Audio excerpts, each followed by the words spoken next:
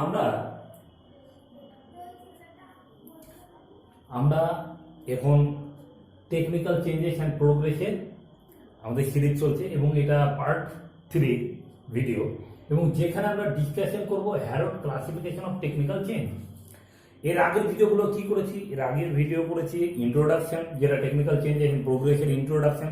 সেখানে আমরা দেখিয়েছি যে ক্যাপিটাল আউটপুট রেশিও, এই ক্যাপিটাল লেবার রেশিও এবং অর যদি আমরা সেটা বলি যে আউটপুট পার ক্যাপিটাল বা আউটপুট পার লেবার হিসেবে তার একটা টেকনিক্যাল চেঞ্জেস দেখানো হয়েছে এবং প্রোডাকশন ফাংশনের চেঞ্জ হয়েছে according with the technical change. আমরা সেইভাবে দেখানো হয়েছে যে মার্জিনাল, তারপরে হিক্সের মডেল হিসেবে দেখলাম যে না ক্যাপিটাল আউটপুট ফিক্সড ধরার জন্য সেখানকার আর বাই এল তার রেশিওটা অ্যাডজাস্টমেন্ট করে কি করে এটা গ্রেটার দেন লেস দেন করে সেটাকে নিউট্রালিটি পৌঁছাচ্ছে। ওকে, এবং হিক্স তার মডেলে এটা বলতে পারেনি যদি ক্যাপিটাল লেবার রেশিওটা চেঞ্জেস হয়, যদি বেশি হয় তাহলে সেক্ষেত্রে কার্ভটা শিফট করবে কিনা, তার ক্যাপিটাল আউটপুট রেশিওটা ক্যাপিটাল লেবার রেশিওটা সরবে কিনা, এটা ওনার বক্তব্যতে বলতে পারেনি। যার কারণে হিক্সের মডেলটা দ্য ওয়েজ মডেলেই কিন্তু সীমাবদ্ধতা রয়েছে, কেন গ্রোথ মডেলে কিন্তু আনা হয়নি। বর্তমানে যদি আমরা হ্যারোডের মডেল দিয়ে যদি বলি, উনি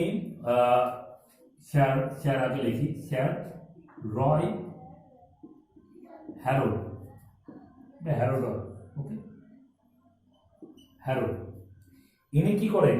ইনি একটি টেকনিক্যাল চেঞ্জেস দেখানো এবং দেখান সেটা কি হিসেবে, নিউট্রাল পজিশন হিসেবে, যেন টেকনিক্যাল চেঞ্জেসটা নিউট্রাল হিসেবে যায়, লেস দ্যান গ্রেটার দেন না, it's constant position is likely to be equal 0। Okay, তাহলে যদি আমরা এস রয়ের দিক থেকে যদি আমরা চিন্তা ভাবনা করি বা এস রয়ের টেকনিক্যাল চেঞ্জেস যদি আমরা দেখতে পাই, তাহলে সেক্ষেত্রে এটা পাবো, ওনার আর্টিকেল ছিল একটা, আর্টিকেলের নাম হচ্ছে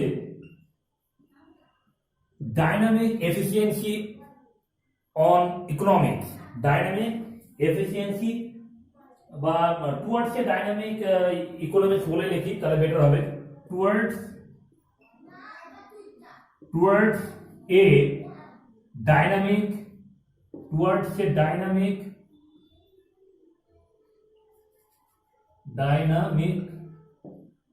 ইকোনমিক্স, টুয়ার্ডস এ ডাইনামিক ইকোনমিক্সের উনি এক আর্টিকেল বা বই বলতে পারি, তার বইটা ছাপানো হয়েছিল 1937 সালে এবং সেই বইটি পাবলিশ করা হয় গ্লোবালি 1948 সালে। বাট ওটা জানার দরকার নাই, এটা আমরা জানি যে এস রয়ের কি কথা ছিল। এস রয় বারবার করে হ্যারোডের মডেলে, ওকে, হ্যারোডের মডেলে বারবার করে হ্যারোড একটা জিনিসের উপর ফোকাস দেয়, সেটা হচ্ছে neutral changes, technical changes, neutrality থাকবে, টেকনিক্যাল চেঞ্জেস এবং neutrality, neutral technical change. Technical change সেরকম পরিষ্কার হবে না যখন এমপিএল বা এমপিকে বা MPL, that's mean marginal rate of substitution, technical substitution, marginal rate of technical substitution, যেটা আমরা ইলাস্টিসিটি অফ সাবস্টিটিউশন হিসেবে জানি, সেটা সবসময় উনি ফোকাস দিয়েছেন। এবং যেটা আমরা জানি যে marginal rate of elasticity of সাবস্টিটিউশনের মান ন্যাচারালি কত হয়, সিগমা ইজ 1, এবং ওনার ওই দিকটা ভেবেই কিন্তু দিয়েছেন ওনার বক্তব্যটাকে। এবং টুয়ার্ডস এ ডাইনামিক ইকোনমিক্স সেটির মডেলে যখন 1937 সে মডেলটি আর্টিকেলে পাবলিশ করা হয়, তখন উনি দেখান যে capital output ratio, that's mean K by Y is constant. Okay, K by Y is constant, এবং কে বাই ওয়াই কনস্ট্যান্ট হবে বেইং অফ দিস। আমরা যদি বলি যে কে বাই ওয়াইটা কখন কনস্ট্যান্ট হবে, যখন ইন্টারেস্ট রেটটা কনস্ট্যান্ট হবে। কিন্তু এখানে ইন্টারেস্ট বলতে গেলে not kind of that's r small r, যেটা আমরা ইন্টারেস্ট রেট হিসেবে জানি, সেটা না। এখানে ইন্টারেস্ট রেট কনস্ট্যান্ট বলা হয়েছে তার একটাই কারণ,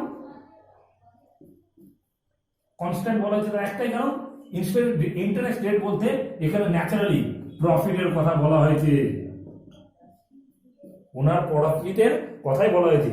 আমরা এই পুরো মডেলটা জানার আগে এস রয় মানে হ্যারোডের আর্টিকেলের টুয়ার্ডস এ ডাইনামিক ইকোনমিক্সের মধ্যে একটি সেন্টেন্স বা দুটি সেন্টেন্স আমরা সেটা তুলে সেটা বুঝতে পারবো, কারণ ওখানে ওনার বেশিরভাগ বক্তব্যটা উনি দুটো সেন্টেন্সের মধ্যে দেন।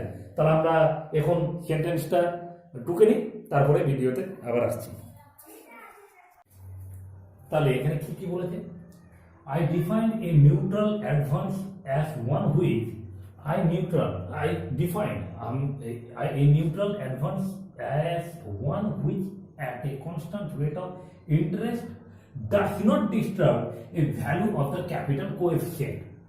এর মানে কি বলতে চাইছে, মানেটা একটা straight forward, a constant rate of interest is also equivalent or it does not disturb, এটা ডিস্টার্ব করবে না a rate the value of capital coefficient rate is constant.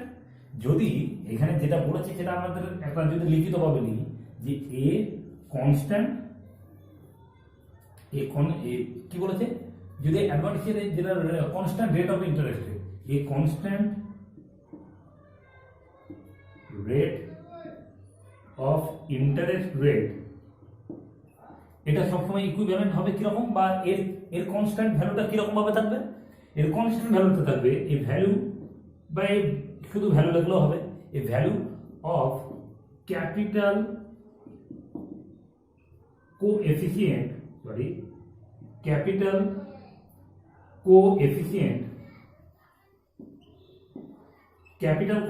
a value of capital coefficient rate is constant. এবার অনেকের এই প্রশ্নটা হবে যে constant rate of interest এটা কি, এখানে কনস্ট্যান্ট রেট অফ ইন্টারেস্ট বলতে একটা জিনিসই বোঝানো হয়েছে, সেটি হচ্ছে এ constant rate of profit constant. তাহলে হ্যারোডের মডেলে কি বোঝানো হয়েছে, এ কনস্ট্যান্ট রেট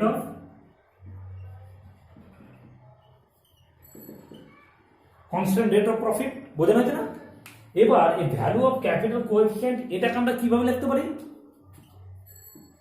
এটাকে আমরা লিখতে পারি capital output ratio is constant বা a constant rate of capital output ratio, a constant rate of capital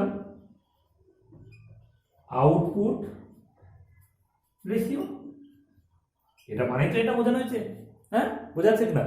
এবং এটা তারপরে লাইনটা দেখি যে কি বলতে চাইছে, a stream of invention which are neutral as defined will provided that the rate of interest, that means the rate of profit, okay, এটা remember, is unchanged, that means fixed or constant level. Leave the distribution of the total national product as between labor, broad sense labor বলেছে, ওকে এটা mind রেখো, and capital unchanged, এবং capital এবং লেবারের আনচেঞ্জের মধ্যে করা হয়েছে। এটার মানেটা যেটা বলতে চাইছে সেটা আমরা একটুখানি যদি দেখি তাহলে বুঝতে পারবো। এটা আমি মুছছি, হ্যাঁ এটা বোঝাতে গেলে উপরে একটু জায়গা লাগবে, যার কারণে মোছা। আমরা তো দেখলাম যে প্রথম যে ইনভার্টেড কমার ভেতরে যে লাইনটা ছিল, সেই কমার ভেতরে যে লাইনটা ছিল সেই লাইনটা কি, লাইনটা যেটা মানে ছিল যে এই constant rate of interest rate also constant, also not disturb the value of capital coefficient rate, it constant। এবং সেই রেসপেক্টে আমরা কি দেখছি, সেই রেসপেক্টে দেখলাম যে এখানে ইন্টারেস্ট রেট বলতে গেলে সেই আর কে বোঝানো হয়নি, ইন্টারেস্ট রেট বলতে এখানে প্রফিটকে বোঝানো হয়েছে। এবং সেই প্রফিটটা কি হিসেবে থাকবে, a constant rate of capital output ratio, that's mean এটাকে যদি আমরা ক্যাপিটাল আউটপুট রেশিওটাকে নিয়ে যাই কি পাবো আমরা, capital output ratio, this is Y capital output ratio.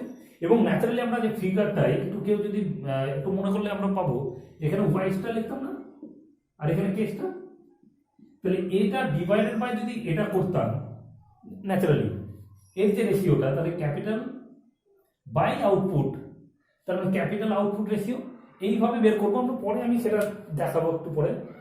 এখন আমরা দেখি যে দ্বিতীয় যে লাইনটা বলেছে সেই লাইনটার মানে, দ্বিতীয় লাইনটার মানে হচ্ছে যেহেতু এ কনস্ট্যান্ট রেট অফ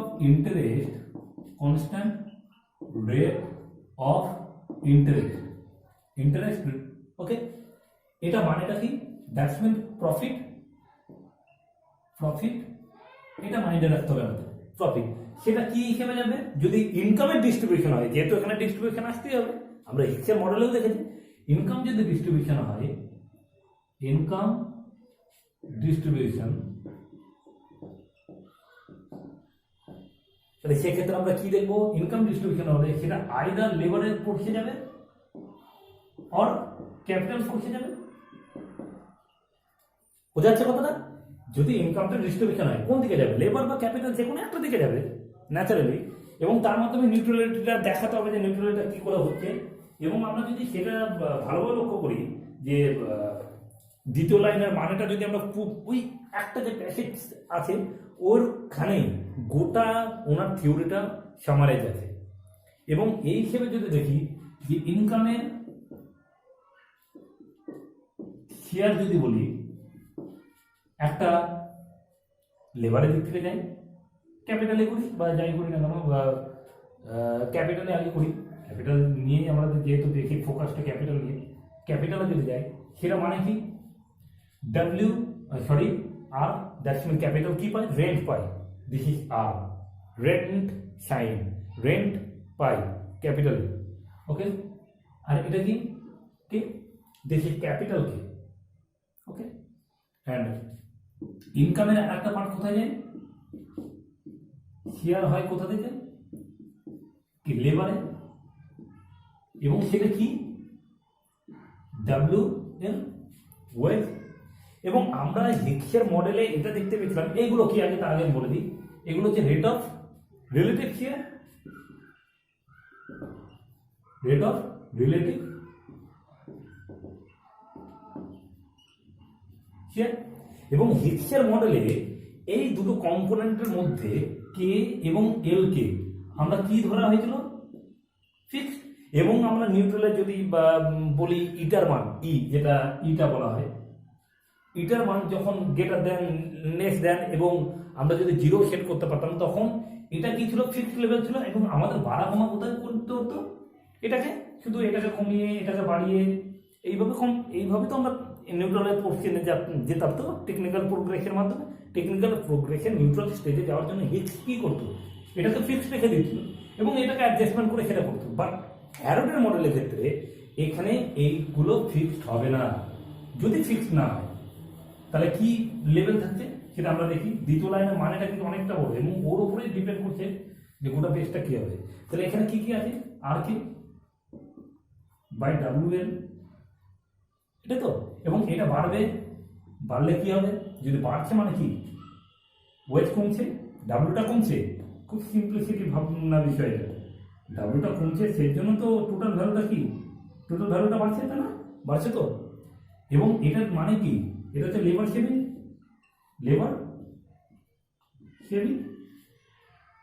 এবং এটা যদি কমে,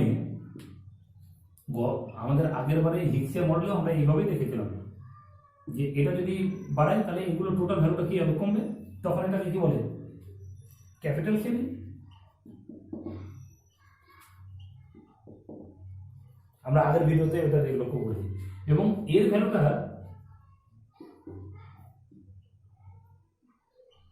যখন আর এর ডাব্লিউর ভ্যালু যেটুকু যে রেটে কমছে সে বা বাড়ছে, আর যদি সেই রেটেই কমে বা বাড়ে, যদি আমরা এইভাবে ধরি বা দুটো যদি আনচেঞ্জ ধরি, তাহলে এই ক্ষেত্রে এইটা কি হয়, জিরো, এটা গ্রেটার দেন হয়, এটা লেস দেন হয়। যদি আমরা জিরো সাইন ধরি, দ্যাটস মিন এটা কি হবে, এটা গ্রেটার দেন জিরো, এটা লেস দেন জিরো, আর এটা কি হবে, is equal two zero.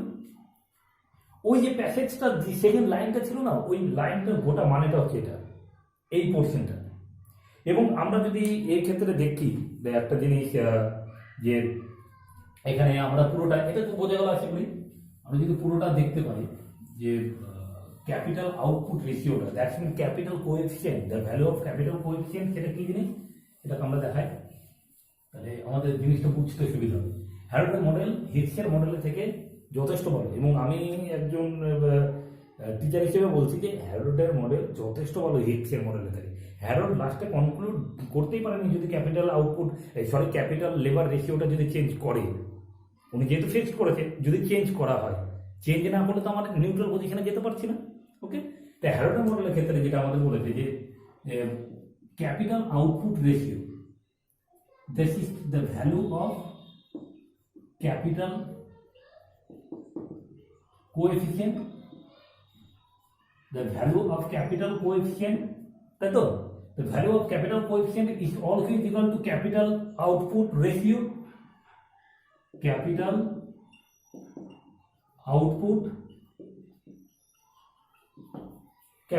ratio, ওকে। এই ক্যাপিটাল আউটপুট রেশিওটার কি জিনিস, যেটা আমরা ছবি এঁকে দেখালাম এবং পরবর্তীকালে আবার দেখবো ছবি এঁকে যে কি কতখানি বাড়ছে, কিভাবে চেঞ্জ হচ্ছে সেটা দেখানোর জন্য।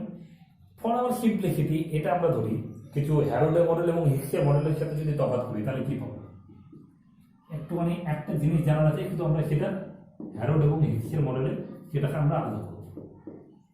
কি এখানে কে বাই ওয়াইটা কি ধরে নেওয়া হয়েছে, the value of capital coefficient is constant, তাই না? দ্যাটস মিন এটাও constant.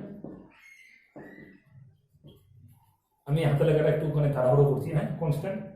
The value of capital coefficient is constant, the capital output ratio is constant, একই তো মানে। তাহলে ক্যাপিটাল আউটপুট রেশিও যেহেতু কনস্ট্যান্ট হচ্ছে,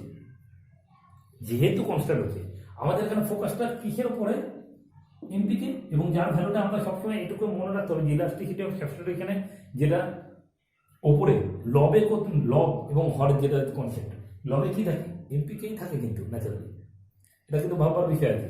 এবং ন্যাচারালি এইটাই কি, ক্যাপিটাল আউটপুট রেশিওটাই তো এমপিকে, ভালোভাবে ভাবো, ক্যাপিটাল আউটপুট রেশিওটাই তো এমপিকে।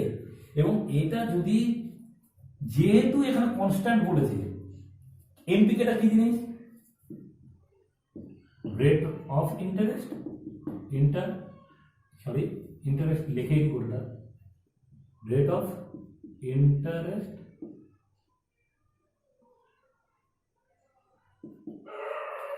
Rate of interest, that's mean rate of profit. এটাই প্রফিট কার উপর নির্ভর করবে, ক্যাপিটালের উপরে, নট লেবার থেকে অত ফোকাস হবে না, ক্যাপিটালের উপরে। তাহলে কে বাই ওয়াই যদি কনস্ট্যান্ট হয় তাহলে পুরোটাই কনস্ট্যান্ট হবে। ভালোভাবে ভাববার বিষয়, কে বাই ওয়াই কনস্ট্যান্ট আছে তো, এবং সেই রেটে এমপি ওটা কনস্ট্যান্ট হতে হবে, rate of interest rate constant হবে তো। যদি কনস্ট্যান্ট হয় তাহলে পুরোটাই কনস্ট্যান্ট। বাট এখানে হিক্স কি করেছিল, হিক্সের মডেলের ক্ষেত্রে কে বাই এল ক্যাপিটাল লেবার রেশিওটা উনি নিজে থেকে আগে কনস্ট্যান্ট করে নিয়েছিল বা ফিক্সড, এবং যার ফলে যে এমপিকে ভ্যালুটা সে বাধ্য কনস্ট্যান্ট করতে, কনস্ট্যান্ট লেভেলে যাওয়ার জন্য, একে নিউট্রাল টেকনিক্যাল প্রোগ্রেসে যাওয়ার জন্য সে কনস্ট্যান্ট করবে গোটাটাকে, এমপিকেটা খুব কনস্ট্যান্ট করার চেষ্টা করবে, কারণ অলরেডি কনস্ট্যান্ট আছে বলে। আর এখানে কনস্ট্যান্ট রেটেই বাড়ছে, এটা একটা ফিক্সড লেভেল, এবং ফিক্সড লেভেলে পরে সেটা অ্যাডজাস্টমেন্ট করছে কি করে, কনস্ট্যান্ট করে বা ফিক্সড হিসেবে যে রেটে বাড়ছে সে রেটে বাড়ানোর চেষ্টা করছে।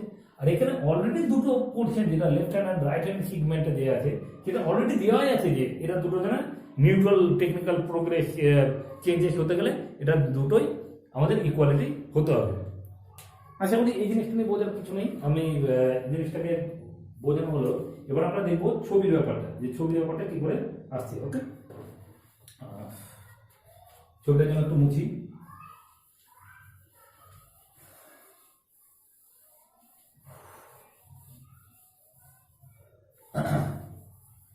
ছবি সেই আগের মতনই, ছবিটা একই রকম ছবি, ছবিটা একটু বড় করে আনবো।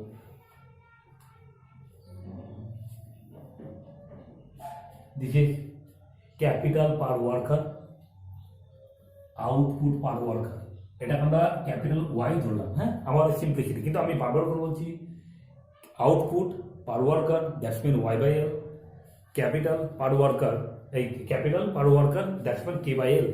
এবং এই কারণে যেটা হবে, আমি আগে এঁকে নিই, জিনিসটা বোঝাতে অনেক সুবিধা হবে। এটা কি ছিল, ওয়াই, আর একটু বড় করি,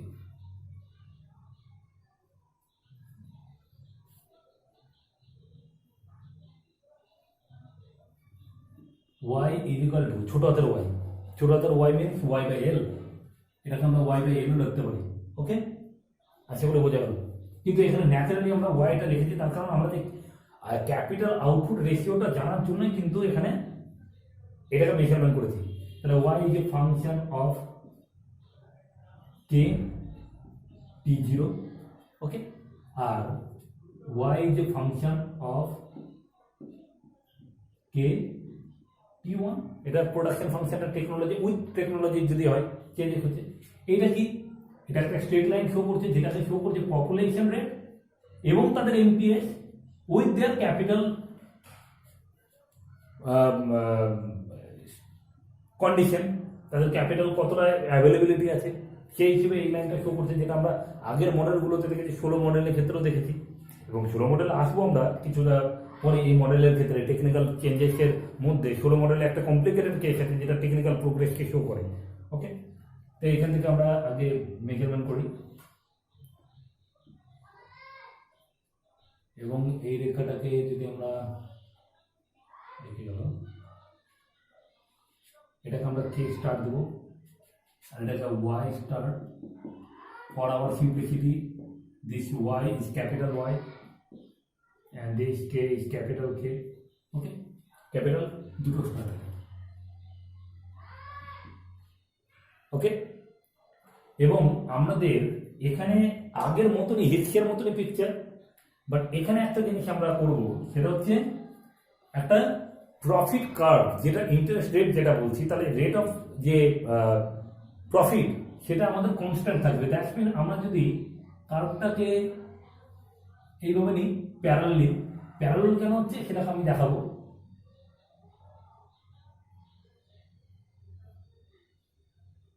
ওকে,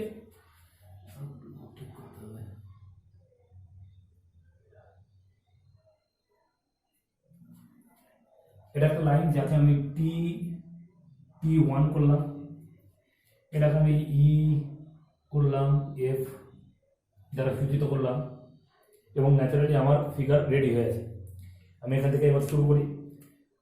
আগের মতনই একই সিস্টেম, ফাংশন টেকনোলজি প্রোগ্রেস হওয়ার পর ফাংশনটা আপওয়ার্ড রাইজিং করছে, বাট আগেকার হিক্সের মডেলে ক্যাপিটাল যে স্টকটা ছিল সেটা এই লেভেলেই থাকতো আর বাড়ানো যেত না, কারণ ক্যাপিটাল লেবার রেশিওটা যেহেতু ফিক্সড ছিল, কিন্তু এখানে যেহেতু ফিক্সড নেই, তাহলে ক্যাপিটাল আউটপুট রেশিওটা যদি চেঞ্জেস করায় অবশ্যই করা যেতে পারে। এবং আমাদের সেটা জানি, আমরা সেটা জানি এই হ্যারোড মডেলের ক্ষেত্রে, এখানে আমি একটা বক্স করে সব জিনিসগুলো বোঝানোর জন্য করছি।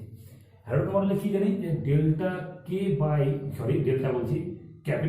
Capital Y is equal to constant হবে এমপিকে। তাহলে এমপিকে এই কনস্ট্যান্ট লেভেলটা দেখা যাচ্ছে, আমার যে পরিমাণে বাড়ছে, এটা বাড়ছে, এটা বাড়লে এটাও বাড়ছে, কনস্ট্যান্ট লেভেল। এবং তার পরবর্তীকালে যদি আমরা দেখি ক্যাপিটাল যেহেতু আমাদের বাড়ছে, জানাই, ওকে, ক্যাপিটাল পরিমাণ বাড়লে সেই এফ বিন্দুতে এই পয়েন্টটা হয়ে যাচ্ছে। দেখি যদি আমরা চেঞ্জেস দেখাই, that's mean K star Y star also is equal to K double star Y double star. এটাই কনস্ট্যান্ট রেটে বাড়ানোর কথা বলেছে। এবং এই জায়গাটাতে কি করেছে, আমি একটা জিনিস খুব ক্লিয়ারলি বোঝাই যে এই যে কার্ভটা আছে, কার্ভটাকে বলা হয় T and T one curve. Show করছে কি, the rate of interest rate, that's mean rate of প্রফিটটা শো করছে। এবং এটি প্যারালালি এবং স্ট্রেট লাইন এই কারণে দেখানো হচ্ছে যেখানে কার্ভটা নিউট্রালকে বেশি পরিমাণে নিউট্রালই দেখানো হচ্ছে এখানে অ্যাকচুয়ালি। এবং নিউট্রাল দেখানো হলে আমরা জানি, যেহেতু আমরা এটা একটা ম্যাথামেটিক্সের জিনিস, যদি কোনো সমীকরণ দুটো লাইন যদি প্যারালালি হয়, তাহলে তাদের যে রেট, তাদের যে চেঞ্জেস, তার মানে rate of interest rate, that mean rate of profit, যেহেতু এখানে constant mean fixed level, amount of fixed level which are increase a rate that the another component also increase on that রেটে। আমাদের একটা নির্দিষ্ট রেটের পরিমাণ বাড়তে যাবে, তো নির্দিষ্ট একটা রেট, নির্দিষ্ট রেট হিসেবে, এবং নির্দিষ্ট রেট হিসেবে বাড়লে যে প্যারালালি যে ম্যাথমেটিক্যাল সলিউশন হয় তার যে স্লোপ এবং পরের যে প্যারালালি কার্ভের স্লোপ সেটা এক হয়। কিন্তু এই ক্ষেত্রে যদি আমরা ইকোনমিক্সের দিক থেকে দেখি, তাহলে এই যে প্যারালালি যে rate of interest rate, that's mean rate of প্রফিটের যে কার্ভটা, সেটি প্রতিটা ক্ষেত্রে একটি ফিক্সড অ্যামাউন্ট করে বাড়ছে। এবং ফিক্সড অ্যামাউন্টটা বাড়ার ফলে এবং তার যে K double star Y double star অ্যামাউন্টে এফ বিন্দুতে যেটা হচ্ছে, তার ফার্মের যে প্রোডাকশন ফাংশন, দ্যাটস এটা এবং তার পপুলেশন, এনপিএস এবং ক্যাপিটাল ফরমেশনের দিক থেকে যদি দেখি, এবং এই জায়গাটাতে এফ পয়েন্টে নিউট্রালিটিটা সেম অ্যামাউন্টে বাড়ার কারণে এইটি একটি প্যারালালি কার্ভ হয়, এবং এই কারণে দেখানো হচ্ছে যখনই চেঞ্জেস হবে ঠিক সেম অ্যামাউন্টে চেঞ্জেস হবে। That's mean not fixed.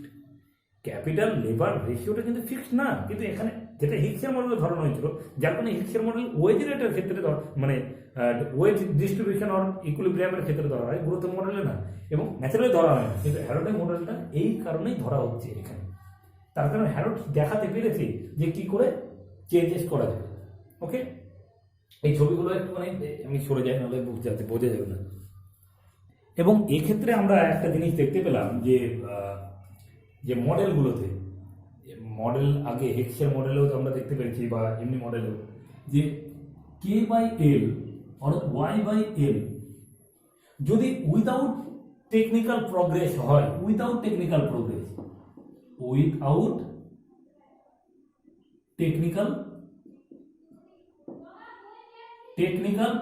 যদি হয়,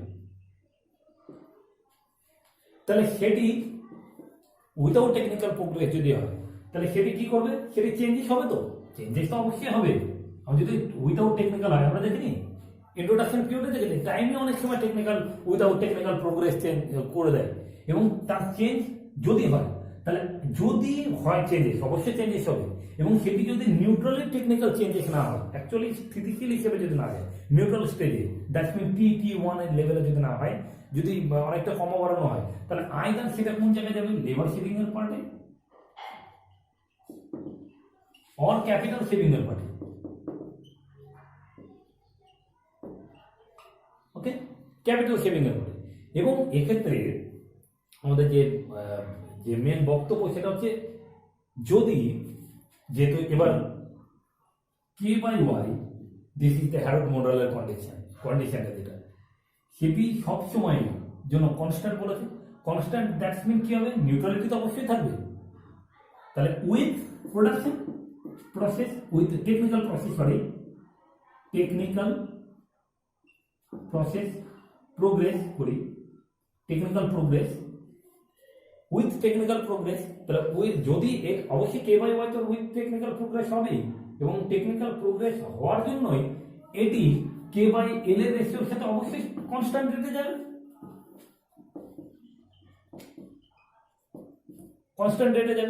এবং কনস্ট্যান্ট রেটে যাওয়ার জন্য এই যে মডেলটা, হ্যারোডের মডেলটি, সেটি নিউট্রাল ফর্মে টেকনিক্যাল চেঞ্জেস, নিউট্রাল ফর্ম সেটি শো করবে। এবং আমরা যদি আরো একটু ডিপলি একটুখানি দেখি যে হ্যারোড যেটা বক্তব্য দিয়েছেন, হ্যারোডের যে মডেলটার বক্তব্য ছিল, হ্যারোডের মডেলে সবসময় ক্যাপিটালকে ধরা হয়েছে, কিন্তু হ্যারোড তা না, হ্যারোড কিন্তু লেবারের হিসেবে দেখানো হয়েছে। যেমন হ্যারোডের মডেলে যদি এটা আমরা বারবার করে দেখি, উনি একটা পোর্শন রেখেছিলেন নিউট্রাল ইনোভেশন। নিউট্রাল ইনোভেশন হলে কি হয়? লেবারের নিউট্রাল ইনোভেশন হচ্ছে লেবারদের, তাহলে কি হবে? প্রোডাক্টিভিটি বাড়বে, তো প্রোডাক্টিভিটি বাড়বে কিনা?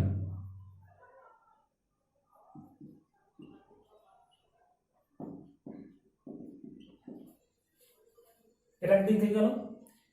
যদি নিউট্রাল ইনোভেশন হয়, নিউট্রাল ইনোভেশন হলে লেবারদের তো একটা প্রোডাক্টিভিটি বাড়বে, এবং এই দিক থেকে যদি দেখি প্রোডাক্টিভিটিটা কোন হারে বাড়বে, কতটা রেটে বাড়বে, ফিক্সড অ্যামাউন্টটা কতটা হবে, সেটা কিন্তু ডিপেন্ড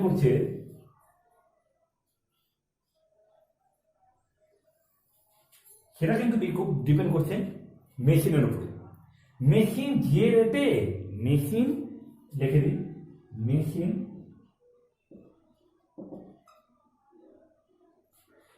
যে রেটে ইনোভেশন করবে, দ্যাটস মিন মেশিনের যে রেট হবে, যে রেটে মেশিন বাড়বে, ইনোভেশন মানে মেশিনের যে রেট হবে, সেই রেটে লেবারেরও মানে প্রোডাক্টিভিটিটা বাড়বে। দ্যাটস মিন এটা যদি আমরা পিওর মানে অ্যাকচুয়ালি বাংলা বলি, মেশিন যে রেটে বাড়বে সেই রেটে লেবার কিন্তু লেবারের যে রেটটা থাকবে, লেবারের যে রেশিওটা থাকবে, সেটা ফিক্সড অ্যামাউন্ট। তো তাহলে মেশিন যে রেটে বাড়বে, লেবারের রেটটাও সেই রেটেই বাড়বে। ওকে, এটা গেল ভিহিক্সের হ্যারোডের হ্যারোডের মডেলের অনেক কিছু, এবং এর কিছু কিছু এক্সটার্নাল একটা পার্ট আছে যেটা যেটা আমাদের একটুখানি দেখতে হবে। সেই জিনিসটা হচ্ছে মিসেস জন রবিনসন উনি 1938 সালে হ্যারোডের এই মডেলটিকে, হ্যারোডের 1938 সালে রুমালটা কোথায় গেলাম, হ্যারোডের এই মডেলটিকে উনি লেবার অগমেন্টেড মডেল হিসেবে দেখান। হ্যারোডের এই মডেলটিকে উনি লেবার অগমেন্টেড, দ্যাটস মিন বৃদ্ধি করা, লেবার অগমেন্টেড হিসেবে দেখান। এবং যে একজন ইকোনমিস্ট ছিলেন যার নাম হচ্ছে হিরোফুমি উজাওয়া, আমি নামটা লিখে দিচ্ছি, আমরা সেটা লিখে দিয়ে কনক্লুড করব এবং হ্যারোডের মডেলের সাথে কি করে সেটি বাড়ানো হচ্ছে। মিসেস রবিনসন আছেন, তার ওনারই স্ত্রী অ্যাকচুয়ালি মিসেস জন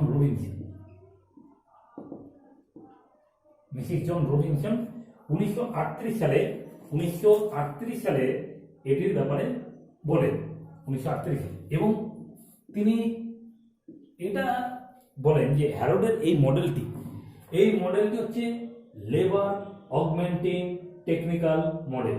তাহলে পিওরলি, তার মানে এনার বক্তব্য ছিল যে হ্যারোডের যে মডেলটা ছিল, এই মডেল হচ্ছে লেবার অগমেন্টিং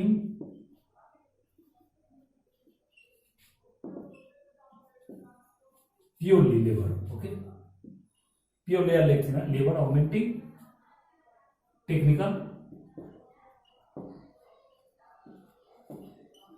মডেল, ওকে। এটা হ্যারোডের মডেলের জন রবিনসন উনি দেখান। এবং অ্যাকচুয়ালি বানানটা অন্য টাইপের হয়, হিরোফুমি, যেটুকু আমার মনে পড়ছে সেটুকু হিসেবে হিরোফুমি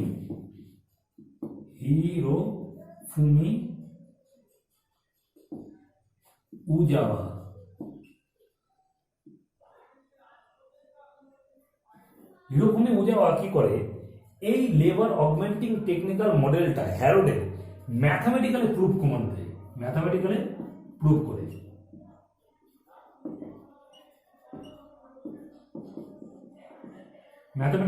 করে। এবং এরপরে বিভিন্ন আছে 16 মডেল আছে, এবং 16 মডেলে বিভিন্নভাবে দেখান, কিন্তু ম্যাথামেটিক্যালি যিনি প্রুভ করেন সেটি কিরকম হয় সেটা আমরা অ্যাকচুয়ালি যদি দেখি সেটা হবে ওয়াই। আমরা কিন্তু ফাংশন দেখেছি, আমরা ফাংশন আগেও দেখেছি, সেই ফাংশনটা হিসেবে যদি আমরা ধরি যে Y is equal F of A T, বা আমরা ধরে যদি বিটি ধরেই আমরা করি বিটি, তাহলে এফ বিটি এল, এবং সেটাকে আগে আমরা অবশ্যই কেটা রাখবো, তাহলে বেটার হবে কে বিটি বা বিটি কে। এটা কি ছিল, এটা একটা রেট ছিল, ওকে, রেট ছিল, বা এটাকে আমরা বলি যে দুটো রেশিওর ফাংশন ছিল, বি এবং এ। পি ছিল ক্যাপিটালের, এ ছিল লেবারের, বা যাই কিছুই ধরি না কেন, আমাদের এই ফাংশনটা হিসেবে উনি হিরোফুমি উজাওয়ার কনসেপ্টটা দেন। এবং 16 কনসেপ্টটা ঠিক তার উল্টোটা হয়, 16 কনসেপ্ট হচ্ছে ঠিক তার উল্টোটা হয়। কিরকম, বিটি যেখানে আছে সেটা হবে এটি কে। আমরা এটি বিটি কি জিনিস সেটা আমরা আগের ভিডিওতে হিক্স এবং ইন্ট্রোডাকশন ভিডিওতে দেখেছি, এবং সেটি এই হিসেবে 16 মডেলটা করা হয়, 16 মডেল শো করা হয় এইভাবে। এবং 16 মডেলে তখন উনি ক্যাপিটাল অগমেন্টেড হিসেবে দেখায়, ক্যাপিটাল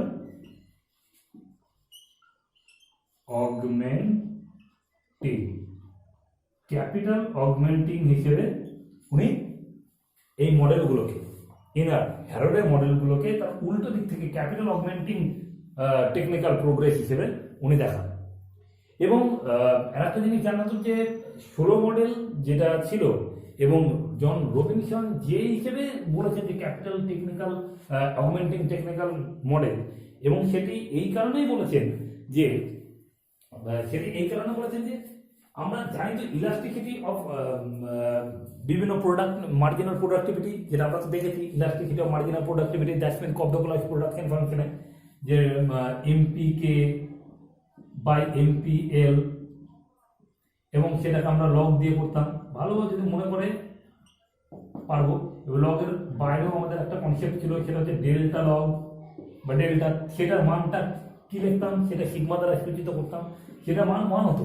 দ্যাটস মিন এই কপডোকোলাস প্রোডাকশন ফাংশনে জন রবিনসন এবং হিরোফুমি উজাওয়া ইনি প্রমাণ করে দেখান যে সিগমা ইজ ইকুয়াল টু 1, এবং কপডোকোলাস প্রোডাকশন ফাংশনটা কি ছিল, Q is equal to A K to the power alpha বা L to the power alpha K to the power 1 minus alpha ছিল না। এই হিসেবে তুমি দেখান যে চেঞ্জেসটা হচ্ছে এমপিকে আর এমপিএল এর, সেটা যদি 1 হয় দ্যাটস মিন সেম রেটে চেঞ্জ হচ্ছে, এবং এটাই কিন্তু জন রবিনসন এবং হিরোফুমি উজাওয়া এটাকে প্রমাণ করেন যে এটার ইকুয়াল টু 1 হবে। সেটা হচ্ছে কপডোকোলাস প্রোডাকশন ফাংশনের মাধ্যমে, যেটা হচ্ছে elasticity of marginal productivity of labour and marginal productivity of capital. আশা করি হ্যারোডের ক্লাসিফিকেশন অফ টেকনিক্যাল চেঞ্জেসটা বোঝা গেল।